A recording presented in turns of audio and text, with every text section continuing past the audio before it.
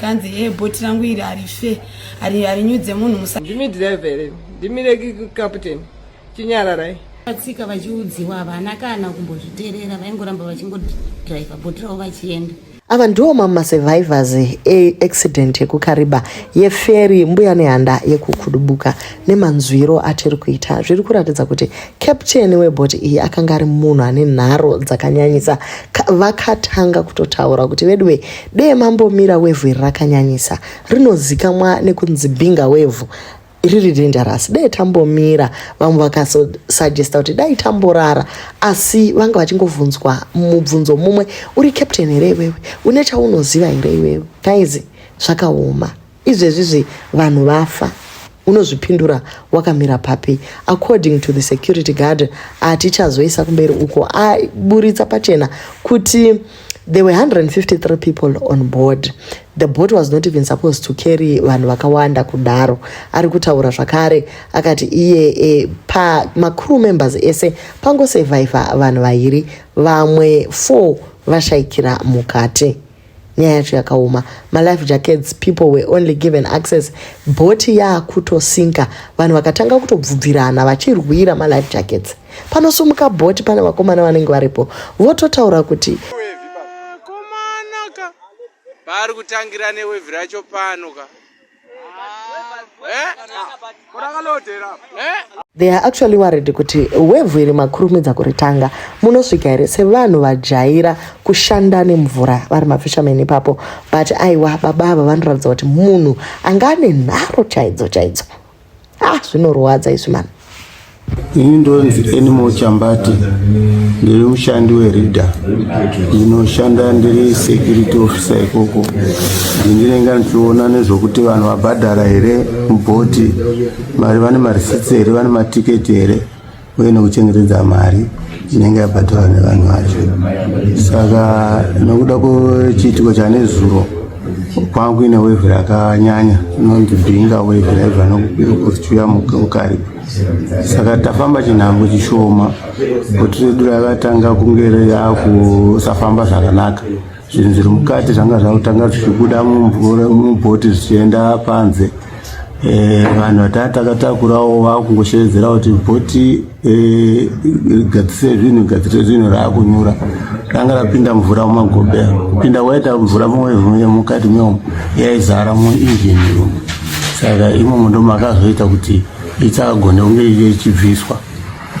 Takakundika kuti tibvise nokuti chimushini chacho chinodhonza mvura chacho hatinonge tachiona chinenge chavharidzwa nemvura mukati. Saka ndopakazotanga kunyura bhoti ipapapo. Vanhu vava vari mukati, sekuverenga kwandikaita ndakaverenga panhamba 153 ndo vanhu varipo, including vana vachangobva kana kuzvarwa. Tose nemakapteni anga aripo nemabhoti crew, tose tandiri 153. Saka nechitiko ichocho kuzobhekwa kwakaita bhoti racho, vamwe vedu vakabva kutisiya, ndobva tasara isusu va 66. Saka ndiyo nhamba yandiri kuziva sofa yakasara yakakwanisa kuburitswa vari vapenyu. Saka dhiresi yese vabva vafira mvura. Pakuru redu reReader tisu vaviri, inini Animal Chambati naTinashe oyo senenga yake Chigonga, tisu vanhu vakakwanisa kunge tichirarama pakuru redu remubhoti ranga richipo. 4 vese vakapfekwa pasi. Saka takazoya nenguva dzasvika dzekumasikati kuma2 o'clock ndokwakazoya rubatsiro rwemabhoti vakuyazorescue kuzotitora. Isu takaponerana pamusoro pebhoti, takakwanisa kunge tichizoona kugara pamusoro paro mushomonge rabheuka kudaro. Mangozvinzwira inguva inorwadza zvikuru. This is a reflection of how lawlessness has become the order of the day in Zimbabwe. How does a boat licensed to carry no more than 45 people end up carrying 153 people without anyone stopping it? Where were the authorities responsible for enforcing safety regulations and protecting lives? It is also a reflection of how desperate our people have become because of a failed economy and failed governance, fueled by corruption that has become tolerated from the highest office in the land. when laws are routinely ignored, regulations are not enforced, and institutions responsible for public safety are weakened, ordinary people ultimately pay the price, sometimes with their lives. Nyaya iyi haizi kumabhoti chete. Unotoona Honda Fit ichidarika ine 4 vakawizigwa masiti vakatarisa kumasure kwemota. Pane imwe 4 yakatarisa kumberi iri passenger seat. Pane imwe 3 iri kufront. Driver akatogara ne one piece pagumbo reumwe, rimwe rari suspended mepo achidrive akadaro. As long as angotsika chamafuta chete totongoenderera mberi. Inotodarika paroadblock yakadaro, and mapurisa they turn a blind eye.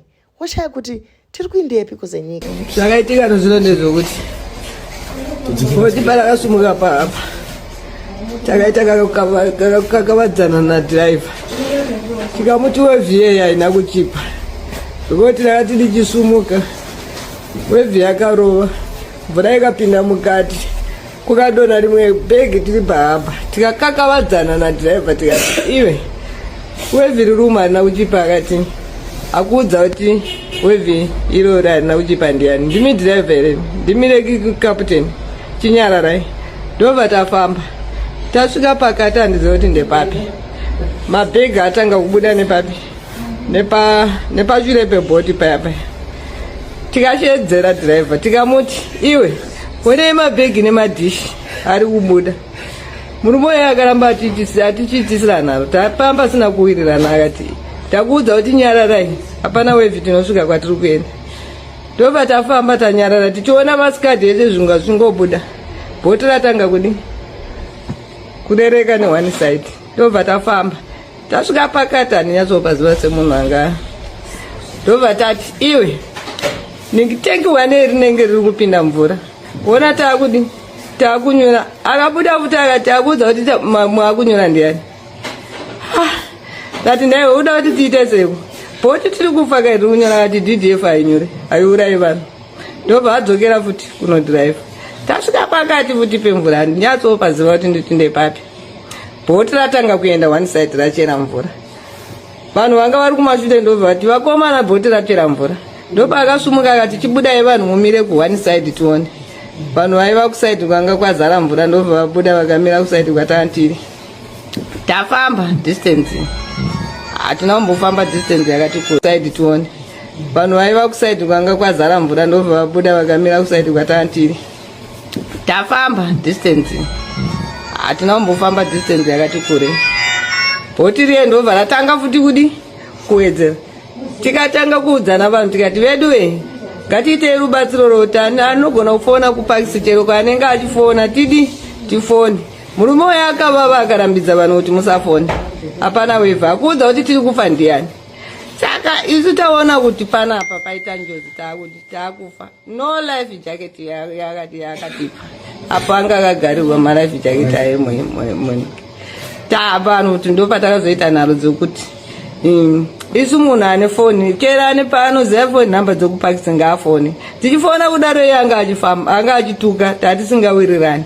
Patakazosvika pakati pemvura, hamena kuti chakaitika kuti ndeakadzima here bhoti, ndopatakazozima injini, because kwakatanga kudzima injini 1 pataine tsana, akati tinofamba ne1 injini. Pakazopedzisira kudzima iri injini, taakuona kuti bhoti riye raakunyura. Vanhu pavatanga kuvhivhirana vega kuti malife jacket, vamwe havana kuwana mukana wekuti vaone malife jacket. Vanhu taibuda nekusaidi kwankwadi kwasara kuti bhoti riri kudubuka, hatizivi kuti taibuda nemumanhingi here. Pakubuda chete hakunyatsokuona kuti takabuda sei. Kunyange malife jacket akazobata vamwe vanhu, hatina kuona kuti chii chakaitika. Ndimwana akati vanhu vawane malife jacket ivo vari mukati memvura.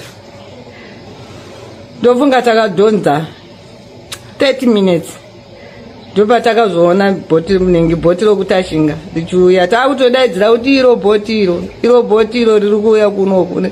Pane mukadzi 1 akaita nharo akazobata nhingi wokutashinga, ndaakazotibatsira kuti tinunurwe. Saka ipapo takadhonza 1 hour tisina kuti tisina kumbobatsirwa, vanhu vachirarama nenyasha dzaMwari. Zvototi nhamba zhinji yairarama nemasaga rageji yaidonha mumvura, vamwe vaibatirira masaga, vamwe vachibatirirawo zvavanenge vabata nokuti nguva yako isati yakwana. Kamwana rokunoratidza kuti ende unobata chakati. This is quite sad. Unotoona kutoti vana gogo vanenge vatoona zviri mberi vototi nai mwanangu wadiko kuteerera, but captain vacho vanenge vari ngongongo chai, musoro wavo unopisa. Wochaya kuti tinai tichikompita here, handiti takwira muno mubhoti tichiradza kuti tiri kuda kuenda kwatiri kuenda. Hatizi madhiraivha, iwe ndiwo utori dhiraivha ndiko kwacho, but tiri kuona zviri kuitika mberi kuti hatisviki kwatiri kuenda, tadiko tambomira. Captain wotoona unge vari kuda kutorerwa basa ravo. Zvakaoma. Unoshamisika kuti kwavanozoramba seko mota dza2015 hanzi dzachembera, asi zvikepe zvekuna 1980 uku zviri kusenga vanhu namaboeing 707 na1901.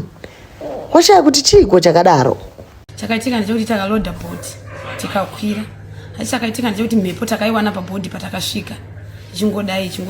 Saka takaudza dhiraivha tichingotanga kusimuka, akamira pamberi pedu akaita munamato wekutooneka, anzi bhoti rangu iri harife, harinyudze munhu, musatye. Kubva ratanga kufamba hasati tambonyudza kana ani, saka vanhu musatye.